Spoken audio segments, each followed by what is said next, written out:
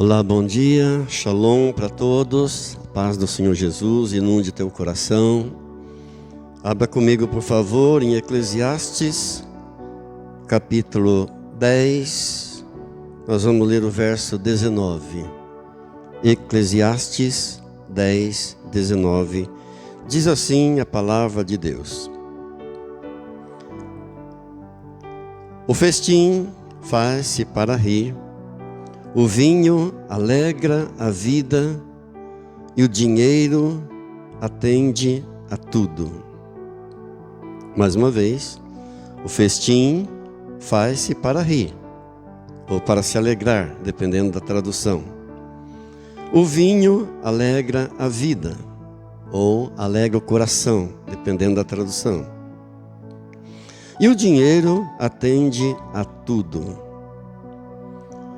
O livro de Eclesiastes é uma sabedoria pura. Também é escrito pelo homem mais sábio do mundo. Ele está dizendo aqui que o dinheiro atende a tudo. O que ele quer dizer com isso? Que todas as coisas estão à disposição do dinheiro. Tudo demanda dinheiro. E hoje não é diferente. Você precisa de um remédio? Dinheiro. Precisa de uma roupa? Dinheiro. E na obra de Deus também, o templo também, o sustento do templo também, a manutenção do templo também. Assim como a manutenção da nossa casa, a manutenção do templo também demanda todas as coisas. E quando você supre a casa de Deus, Deus vai suprir a sua casa. É promessa dele. E a recompensa dele é muito maior do que o mandamento dele. Claro, para aqueles que obedecem, né? Aos que obedecem às regras de Deus, aos que obedecem os princípios de Deus, os mandamentos de Deus. São cerca de 8.000 promessas em toda a Bíblia. Porém, nenhuma delas está solta. Cada uma delas está condicionada a alguma coisa. Demanda obediência aos princípios, aos mandamentos, às leis de Deus. Queremos as bênçãos de Deus. Todos querem as bênçãos de Deus. Mas precisamos obedecer as leis, os princípios, os mandamentos de Deus. Por isso, profeta Malaquias, no capítulo 3, no verso 10, diz: Trazei à casa do tesouro todos os dízimos, e fazei prova de mim. Agora veja como a recompensa é muito maior do que o mandamento. O mandamento é: trazei todos os dízimos. A recompensa é: eu abrirei a janela dos céus, eu derramarei bênçãos sem medidas, eu repreenderei o devorador. Eu quero louvar a Deus com muita gratidão por você que tem sido fiel nos teus dízimos, nas suas ofertas, e pedir que você continue sendo abençoador, mantenedor, sustentador do templo da casa de Deus.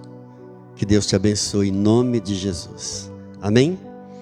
O texto da mensagem de hoje está no Evangelho de João. Por favor, abra comigo. No capítulo 20.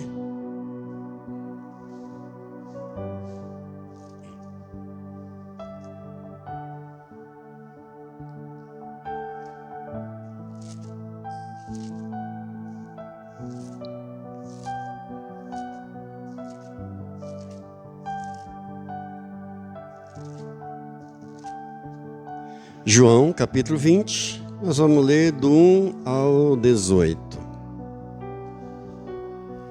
Te convido, por reverência à palavra de Deus, se colocar de pé.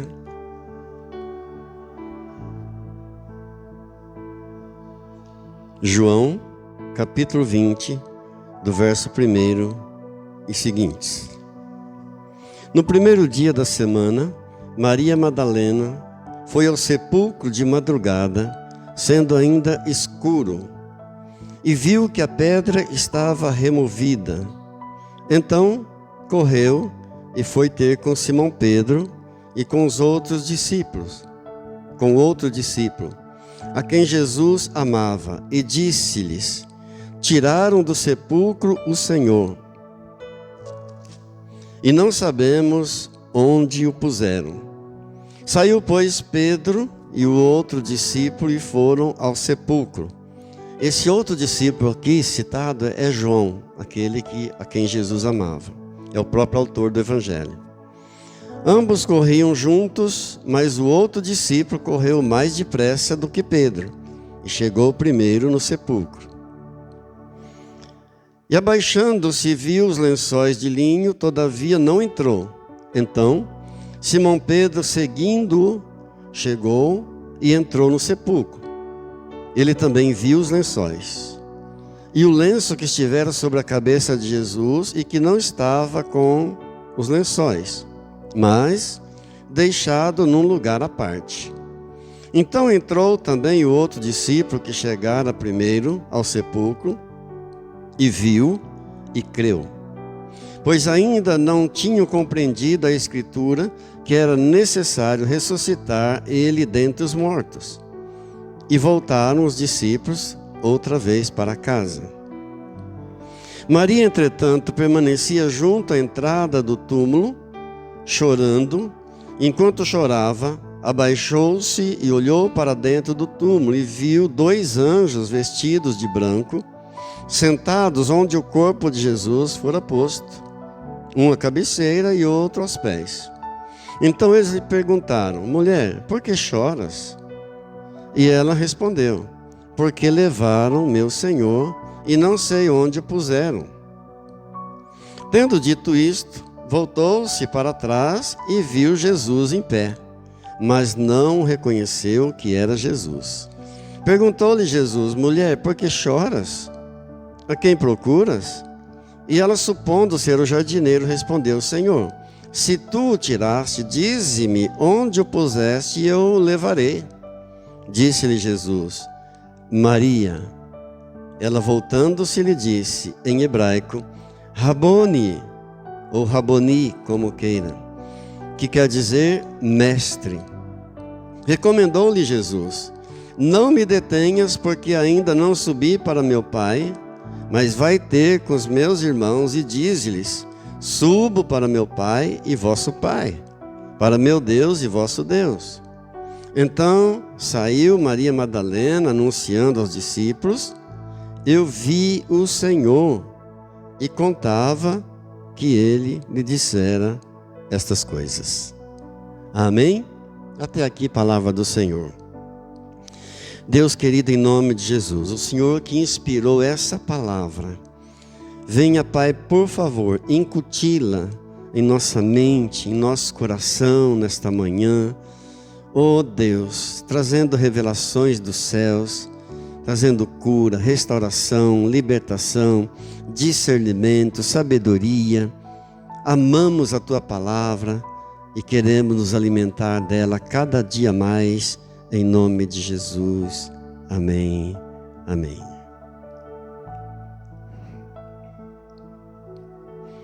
Bem, esse texto, muito conhecido de todos vocês, eu creio.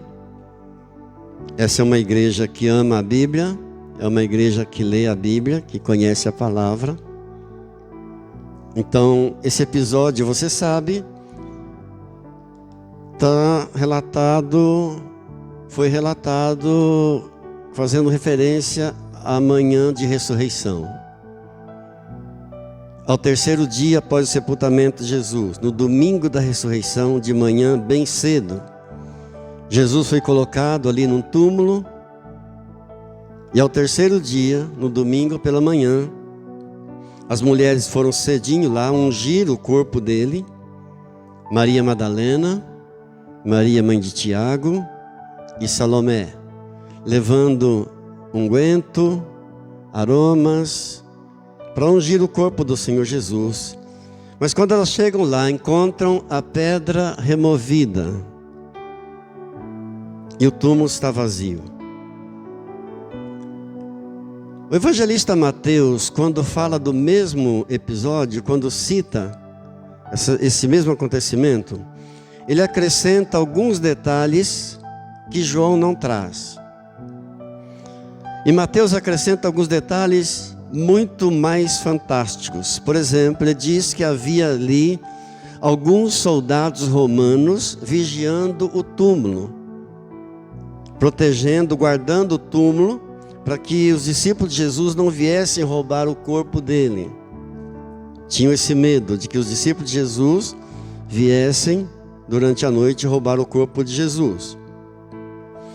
Então os soldados romanos estavam ali guardando o túmulo, vigiando, e de repente eles veem um anjo descendo como um relâmpago.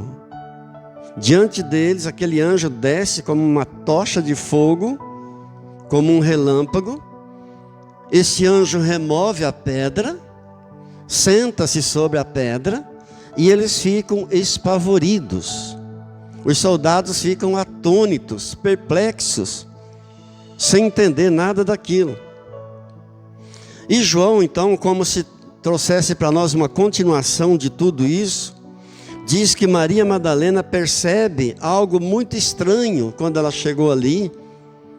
Ela percebe que algo muito esquisito, muito estranho aconteceu. A pedra está removida, o corpo não está mais ali onde havia sido posto. Ela não entra no túmulo, mas ela fica muito angustiada. E ela tem visões ali. Ela tem visões ali de coisas sobrenaturais. Só que a mente dela está pensando só na morte. A mente dela estava... É como se a mente dela tivesse sido pré-programada para a morte. Então ela não está pensando na vida. Ela só está pensando mesmo na morte. E tem uma lição para nós aqui. Quando uma pessoa tem a mente programada para as coisas ruins, para a morte, o que é que pode acontecer na mente de um homem, de uma mulher, quando ele tem a mente programada para a morte? É quando a programação mental da pessoa, a programação psicológica da pessoa, a programação espiritual foi condicionada pela expectativa do pior. Ela foi pré-programada para o pior, para o ruim. E tem muita gente assim, que para tudo que ela olha, ela pensa no pior, ela imagina o pior. Ela pensa sempre na morte. É a aceitação de alguma forma de karma. É quando a pessoa concorda com algum tipo de karma.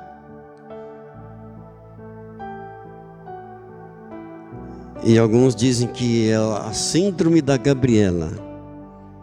Eu nasci assim, eu cresci assim, vou ser sempre assim, vou morrer assim. Mas quando você fala de karma, você está falando de demônio. Porque o karma, ele diz, não, é destino, tenho que passar por isso mesmo, tenho que sofrer tudo isso mesmo. É a aceitação do ruim. E quantas pessoas hoje têm a mente condicionada a ver a vida como um fatalista, um destino, um derrotista, um negativista. Muitas pessoas por esse mundo afora, vendo a vida assim, como só do lado ruim. São pessoas incapazes de olhar para a vida com expectativas boas.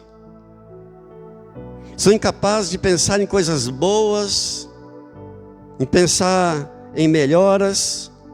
E nós precisamos tomar muito cuidado sobretudo nesses dias que nós estamos vivendo, porque há muita desgraça por todos os lados.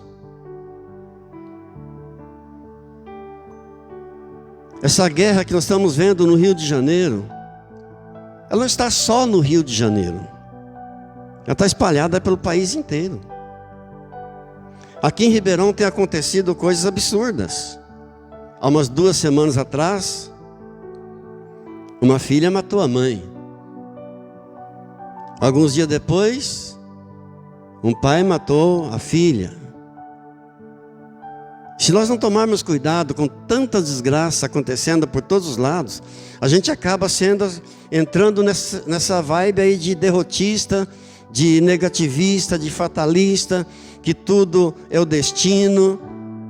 Mas Jesus diz em Apocalipse 21:5: eis que faço novas todas as coisas. Amém? Então não tem esse negócio, eu nasci assim, eu cresci assim, eu vou morrer assim. Jesus que está dizendo: eis que eu faço nova todas as coisas. Novas todas as coisas. O mundo diz: pau que nasce torto, morre torto. Jesus diz: pau que nasce torto, eu conserto. Diga glória a Deus. Tem jeito para Deus, amém, queridos? O desespero nem sempre vem por causa de uma derrota. É o caso de Maria Madalena. Ela não estava derrotada de nada. O desespero muitas vezes vem, via de regra vem, por um negativismo. O desespero vem por um negativismo, por um pessimismo. Porque Maria não estava derrotada de nada, estava vivendo sua vida normal. A grande notícia daquele dia, naquela manhã, era que Jesus havia ressuscitado. A notícia estava espalhando: Jesus ressuscitou, Jesus ressuscitou. Então ela não estava se sentindo derrotada de nada. Agora, a grande notícia então, Jesus ressuscitou, não estava interferindo no emocional dela. Não estava mudando nada nela. Ela estava inserida no maior evento de todos os tempos, a ressurreição do Senhor Jesus, naquela manhã, naquele mesmo dia. Então ela começa a ver coisas boas ali, mas ela interpreta como coisas ruins.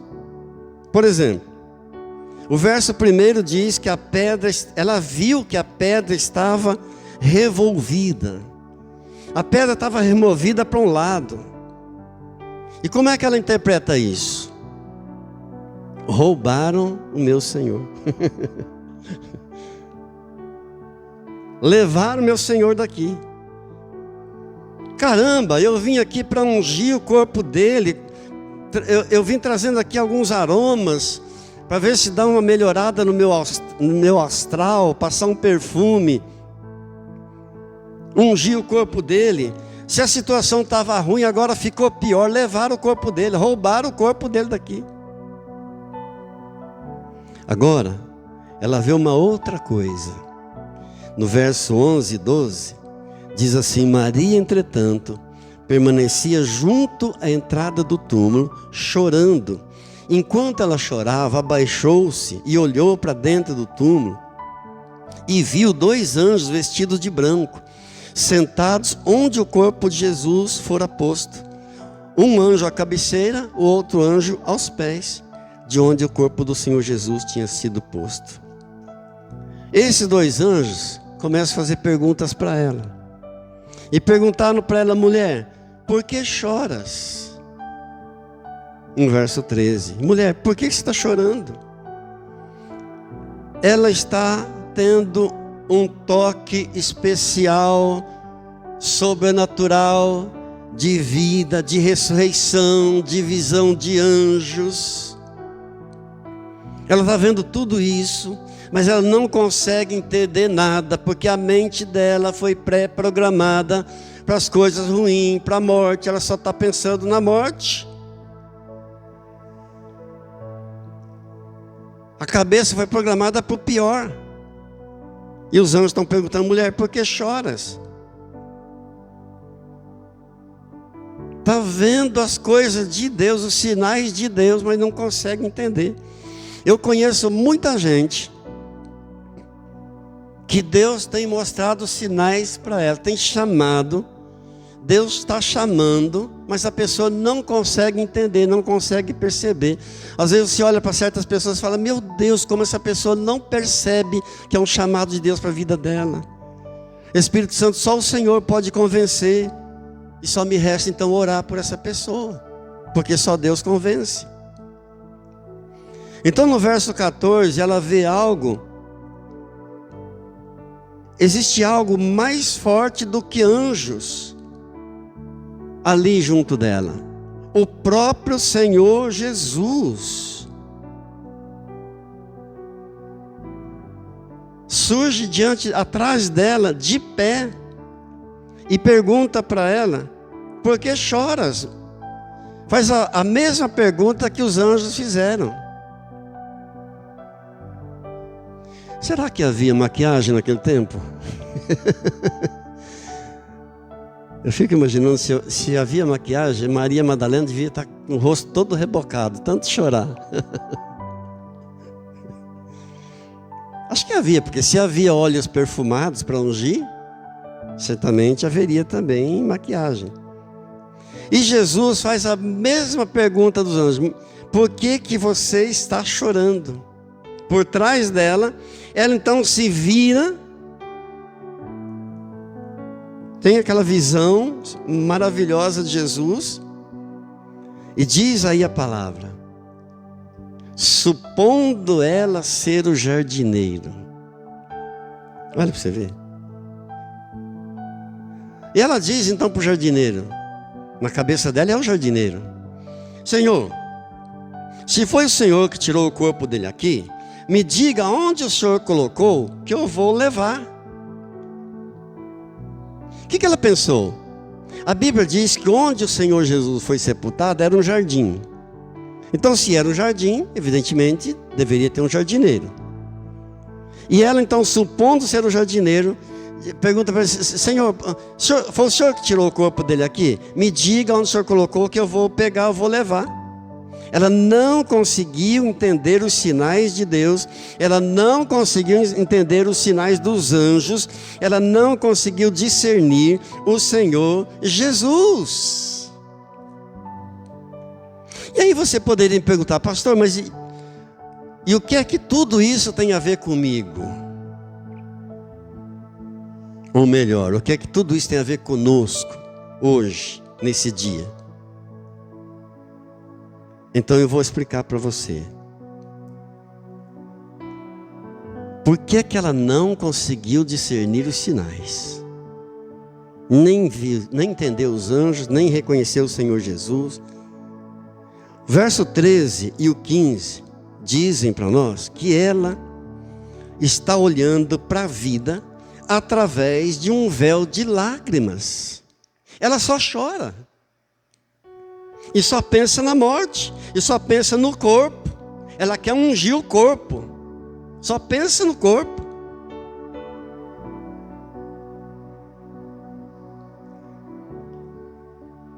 Queridos, quanta gente pelo mundo vivendo sem discernir nada de Deus, sem entender sinais de Deus, sem perceber. Por que o número de suicídio aumenta, cresce ano após ano?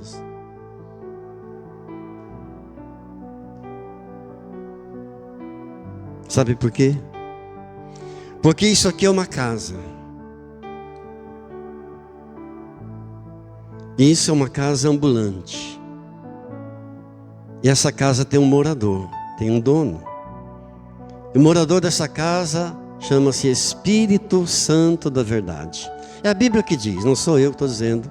Estou citando a Bíblia para você. 1 Coríntios 3,16 diz que o nosso corpo é o templo, é a morada, é a habitação do Espírito Santo da Verdade.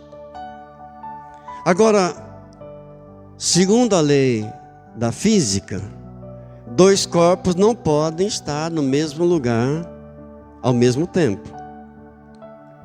Se essa casa tem um morador, se essa casa está cheia com esse morador, o diabo, por mais que ele tente, ele não pode penetrar. Não pode, dois corpos não podem estar no mesmo lugar ao mesmo tempo, por mais que ele tente. Agora, uma pessoa que decide assassinar a si mesmo, matar-se, tirar a sua própria vida, o maior dom de Deus, ela está cheia do Espírito Santo ou ela está vazia do Espírito Santo? Ah, pastor, mas a depressão que leva as pessoas ao suicídio não é uma doença? Sim, é uma doença. E precisa ser tratada. E como é que se trata uma depressão? Fé e terapia. Fé e terapia. Enchendo-se do Espírito Santo e terapia. É assim que se trata a depressão. Então, tomemos muito cuidado para nos enchermos do Espírito Santo, cada dia, cada manhã, em nome de Jesus. Amém, queridos? Diga glória a Deus. Ela esperava encontrar Jesus deitado, morto. Ela queria ungir o corpo, mas ela encontra Jesus de pé por trás dela. O verso 14 está dizendo: Jesus surge atrás dela de pé e pergunta para ela por que ela está chorando, mas ela não reconhece. Esse que aparece por trás dela, é o próprio Jesus, não é o que ela esperava. Ela esperava ele deitado, morto, mas ele surge de pé, vivo. É aquele que sustenta o universo com suas mãos. Ele não é um objetozinho que alguém pode ser pegado, alguém pode tomar. Como ela disse, se foi o Senhor que tirou o corpo dele, fala onde o Senhor colocou que eu vou levar, vou pegar e vou levar. Esse que aparece para ela não é alguém, um objeto que pode ser pegado, levado daqui e levado para lá. Esse é aquele que sustenta o universo com as suas mãos. Diga glória a Deus. Amém?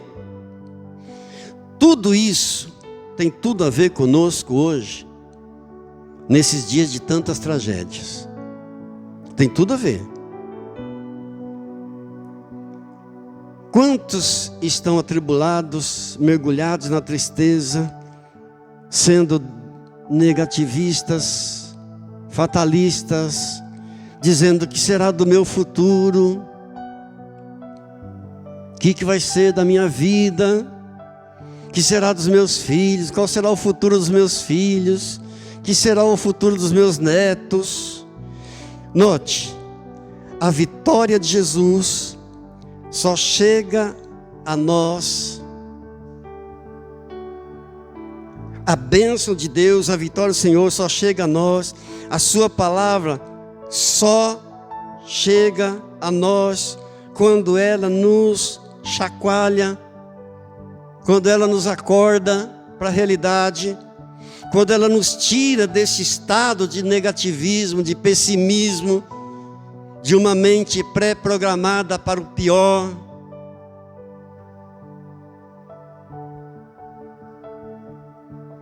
O homem foi criado para se realizar em Deus, e sem Deus ele nunca vai se realizar. E a vitória, a bênção só chega a nós quando a sua palavra nos acorda para essa realidade, quando a sua palavra abre os nossos olhos para a realidade do mundo, da vida.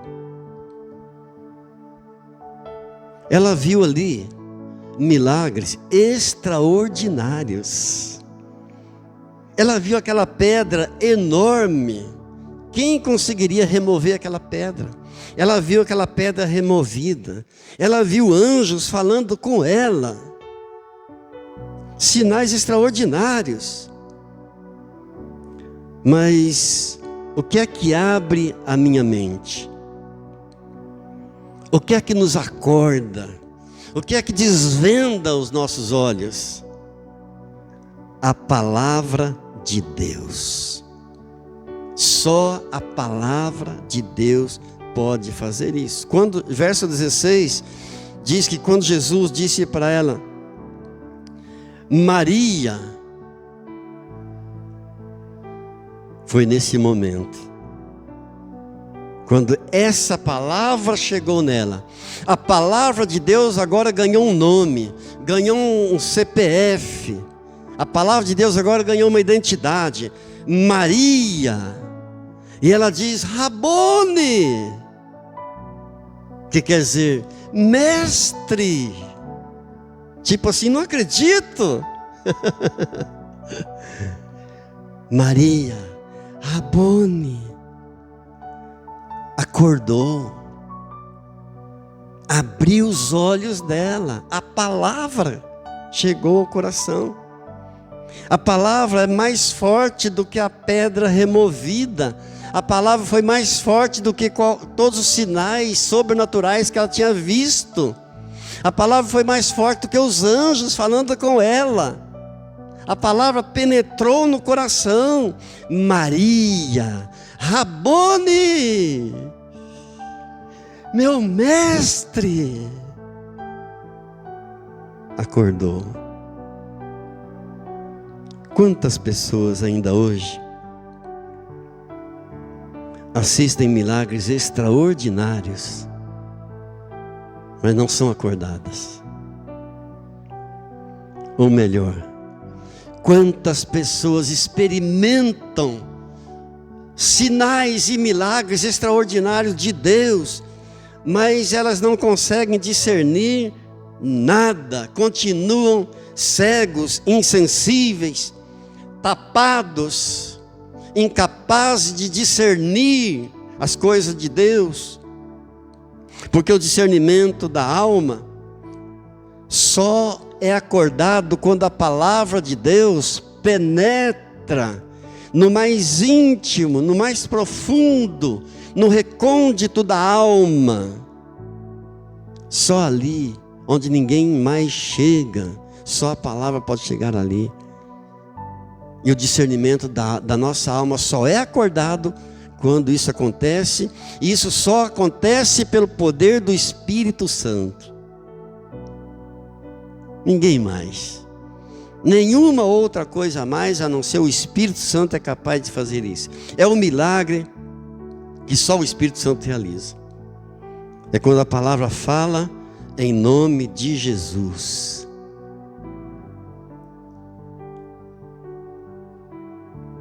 Mas quando ela está falando em nome de Jesus, igual eu estou citando ela aqui, ela ganha um nome, ela ganha uma identidade, ela ganha um CPF. E eu estou falando a palavra aqui, você está ouvindo a palavra aí, e de repente ela ganha o teu CPF, ela ganha o teu nome. E você pensa, rapaz, parece que o pastor sabia da minha vida. Parece que o pastor sabia o que está acontecendo lá em casa. Parece que o pastor sabia o que está acontecendo na minha vida. Não, o pastor não sabia. Eu aqui estou fazendo a minha parte, pregando para todos. Agora o Espírito Santo, a parte do Espírito Santo, ele está falando com você. Eu vou sair daqui pensando, bom, cumpri o meu papel, preguei a palavra de Deus para todos. Aí você vai sair daqui pensando, Deus falou comigo. Amém? Maria, Rabone, ela então acordou, abriu os olhos, aquele embaçamento visual dela foi removido. Há uma lição para nós aqui, queridos, é que sinais e milagres de Deus, sem a palavra de Deus, não nos deixa ver nada. Vou repetir, milagres de Deus, sinais e maravilhas de Deus, sem a palavra de Deus, não remove o embaçamento, não nos deixa ver nada. E mais, a palavra que Deus nos dá de modo pessoal, quando ela fala com você, diretamente com você, Eu sei que enquanto eu estou falando dela aqui, Deus está falando com você aí. Ela te dá luz, traz entendimento. E Deus continua falando hoje no modo pessoal. A Bíblia diz que outrora Deus falou pelos profetas. Hoje Deus fala pelo Filho. Deus continua falando pelo Espírito, a tua alma. Amém? A palavra é capaz de trazer às claras todas as coisas que estiverem escondidas debaixo do tapete. A palavra traz tudo à luz, traz tudo às claras. O que acontece quando essa mensagem chega para a gente? É que a voz de Deus, para mim, ela penetra no coração. Quando essa mensagem chega para você com o teu CPF, quando ela chega para você com o teu nome, igual chegou para Maria, Maria. Quando essa palavra chega para você, ela desnuda a tua alma, ela desnuda a minha alma, e eu me prostro aos pés de Jesus. Amém, queridos? Verso 1 diz que a pedra estava revolvida, mas ela só discerniu, só entendeu quando a palavra chegou para ela. A palavra promove um novo conhecimento de Deus. Quando a palavra chega para você, você recebe um novo entendimento de Deus. A palavra traz uma nova relação entre você e Deus, uma relação diferente que você não tinha ainda.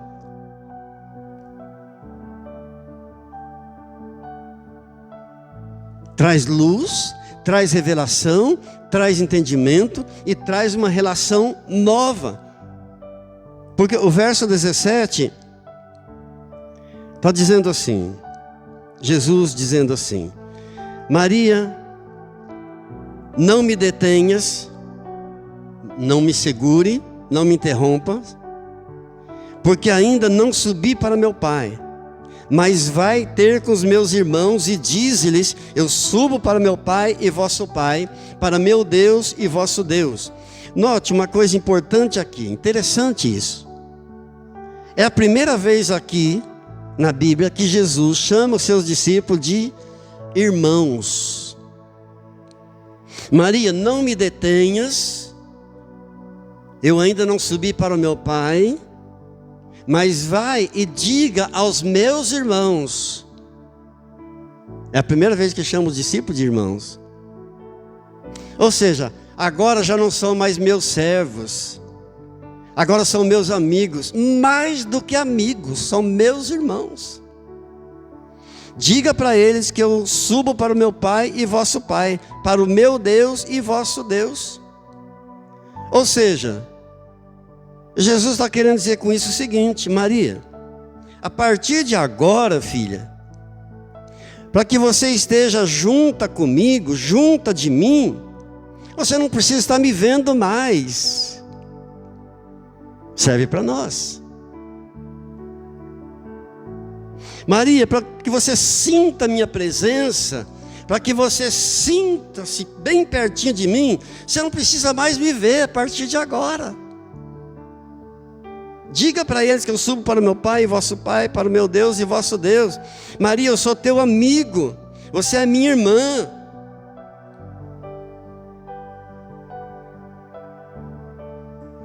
Maria, até agora, nós fomos amigos íntimos, de um olhar no rosto do outro.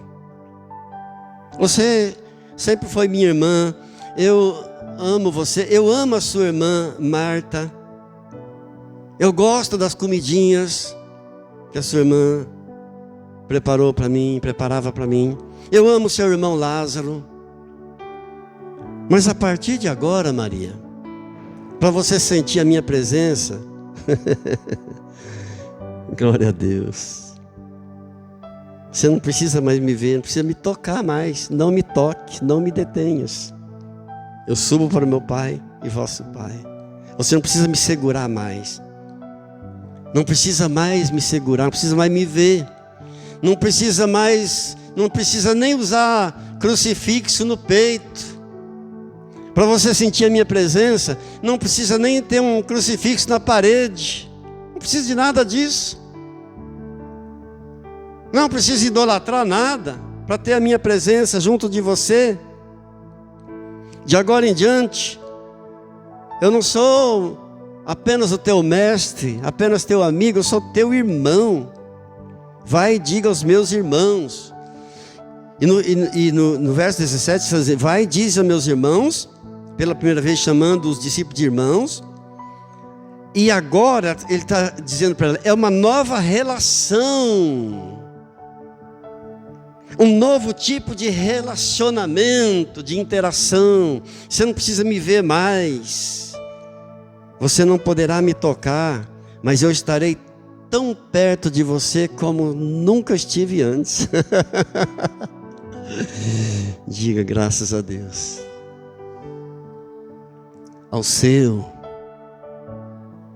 Marco, Helena, Guilherme, Lívia, Carlos Alberto, Paulo, Sônia, Gessé, Ana, Ariane, Moisés, Marisa, Ângela. Você não precisa me ver mais, mas vou estar tão perto de você como nunca estive antes. Ah, o meu coração se alegra. Subo para o meu Pai e vosso Pai, para o meu Deus e vosso Deus. Hoje, domingo 2 de novembro de 2025, dia de finados, quando o mundo celebra os mortos, das formas mais variadas, com velas, com caveiras, com altares, com decorações, com cerimônias, com ritos, com rituais, com celebrações e celebração no mais profundo sentido da palavra. No México é uma festa que dura 3 dias, com muita celebração, com muita comida, com desfile de caveiras. Nós estamos aqui celebrando a palavra daquele que deu a vida para nos salvar da morte eterna, daquele que deu a vida para nos tirar do inferno, da condenação do inferno, ressuscitou ao 3º dia, subiu ao Pai, está assentado à destra de Deus, de onde virá muito em breve para nos buscar. Ele que tem todo o poder sobre todos os principados, sobre toda a potestade, sobre todo o poder, sobre todo o domínio. Aleluia. Ele que recebeu o nome que está acima de todo nome, e diante desse nome se dobrará todo o joelho no céu, na terra, no inferno, e toda língua confessará para a glória de Deus Pai que Jesus Cristo é o Senhor. Ele é o Senhor. Ele vive e reina para sempre. Aleluia. Aleluia. E nós não precisamos tocá-lo para senti-lo. Não precisamos vê-lo. Porque ele disse que subiria e subiu para o Pai. E virá em breve nos buscar. Diga graças a Deus. Oremos um pouco mais a Ele, por favor. Vamos curvar nossas cabeças. Querido Jesus, graças por esse dia de bênção, de alegria, de paz e gozo na Tua presença santa, bendita e maravilhosa. Senhor, que darei ao Senhor por todos os Teus benefícios. Nos arrancaste do império das trevas, nos tiraste da condenação, da morte eterna, do inferno, para a vida, para a luz. Obrigado porque a Tua palavra ganhou o meu nome, a Tua palavra ganhou o meu CPF, chegou a mim, chegou ao meu coração, me alcançou. Por isso bendize ao Senhor, ó minha alma. Bendize ao Senhor, vós todos, servos do Senhor, que assistis na casa do Senhor, nas horas da noite, na manhã, da tarde. Erguei as mãos para o santuário, bendizei ao Senhor, bendizei ao nome que está acima de todo nome. Jesus, oh aleluia, como é bom e agradável viverem unidos irmãos. Rendemos-te graça, Senhor, porque o Senhor é bom, porque a sua misericórdia dura para sempre. Nós não somos dignos, não somos merecedores de nada, mas o teu amor nos atingiu, teu amor nos alcançou. Louvado seja o teu nome, exaltado e glorificado seja nesse momento de ceia do Senhor, de comermos da carne do Cordeiro e bebermos o sangue do Cordeiro, em memória dele, em nome de Jesus. Amém. Amém. Glórias a ti, Jesus, porque eu recebi do Senhor o que também vos entreguei. O Senhor Jesus naquela noite foi traído, naquela noite foi entregue, tomou do pão, abençoou, partiu, deu aos discípulos dizendo: tomai e comei todos vós, isto é o meu corpo que é dado por vós. Semelhantemente, após cear, tomou também do cálice, dizendo: este cálice é o cálice da nova aliança no meu sangue, fazei isso em memória de mim, porque todas as vezes que vocês comerem deste pão e todas as vezes que vocês beberem deste cálice, anunciais a morte do Senhor até que ele venha. Examine-se, pois, o homem a si mesmo, e assim coma do pão e beba do cálice. Pois quem come e bebe sem discernir o corpo, come e bebe juízo para si. Faz um exame de você. Analise a tua vida. Peça ao Espírito Santo que traga a revelação. Se há algum pecado, alguma falta que você não confessou ainda, peça perdão ao Senhor nesta hora. E participe da ceia. A Bíblia não diz para não participar, a Bíblia diz para se examinar. Examine-se, pois, o homem, e assim coma do pão e beba do cálice. Pai, em nome de Jesus, consagro a ti o pão, símbolo do corpo do meu amado Jesus, pregado na cruz, para me salvar, para me arrancar do inferno, para me arrancar do império das trevas e me trazer para a vida de luz, de paz, de amor e regozijo, em nome de Jesus. Pai, consagro a ti o vinho, Senhor, simbolizando o sangue do teu filho que foi pregado ali no madeiro em favor a cada um de nós. Nós te louvamos, Senhor, e te agradecemos, Senhor, pelo ato de amor para conosco, Senhor. E te louvamos, te damos graças, Senhor, por tudo que o Senhor realizou ali na cruz do Calvário por amor a nós, Senhor.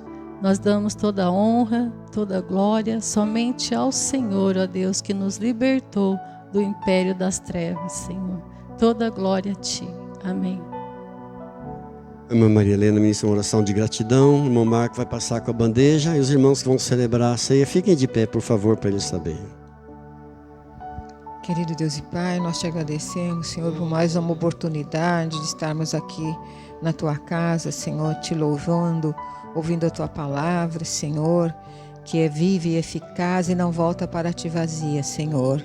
Obrigada, Senhor, pelo relacionamento, Senhor, que tu tens conosco, Senhor. Temos sentido a tua presença, Senhor, aonde quer que nós possamos estar, Senhor, porque tu és Espírito e importa, Senhor, que nós adoremos em espírito e em verdade, Senhor. Nós te agradecemos por essa cerimônia, Senhor, que esse vinho e esse pão, Senhor, sejam cura para nosso corpo, sejam vivificados, Senhor, para te louvar, para te agradecer, Senhor, por tudo que tu tem feito em nossa vida.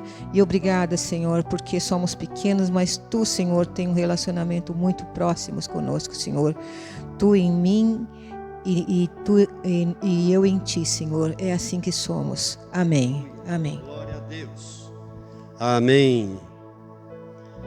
Você em casa, tome o seu pão, eu quero consagrá-lo.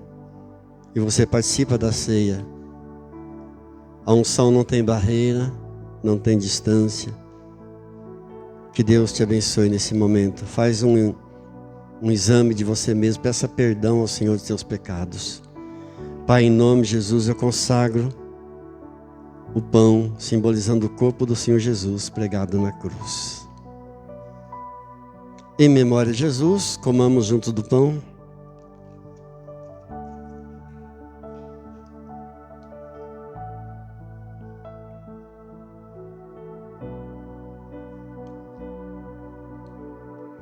Você em casa, levante teu cálice, eu quero consagrá-lo. Pai, em nome de Jesus, consagra-te o cálice com vinho, símbolo do sangue do Senhor Jesus, pregado na cruz do Calvário, para pagar o preço do meu pecado. Em memória de Jesus, bebamos do cálice.